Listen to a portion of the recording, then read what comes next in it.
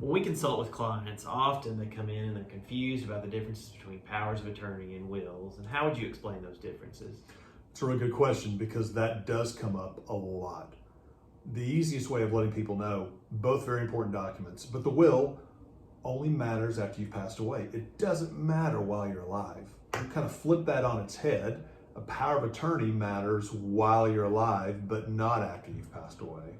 And there's two types of powers of attorney generally, one being the financial power of attorney. And how would you explain that? So there's two terms for it. Financial power of attorney, sometimes you see durable power of attorney, which is what we use. What that is a document where you choose whoever you want to appoint an agent to act on your behalf, to step in your shoes, to handle all things financially for you.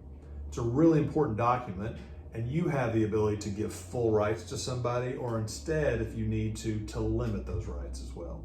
The other type, healthcare power of attorney, how would you explain that?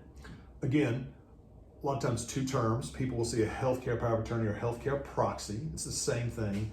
That's where you choose to appoint an agent, again, for medical answers, end of life kind of decisions. You have the ability to appoint that person, and they can talk to doctors, review records, be able to implement your desires regarding artificial life support or not, organ donation or not, things like that.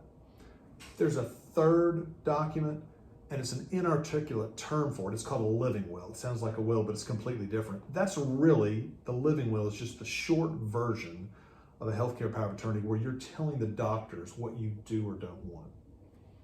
So for that, financial power of attorney, healthcare power of attorney, living will, three documents, really important documents people overlook a lot of times, and we generally recommend those to all of our clients.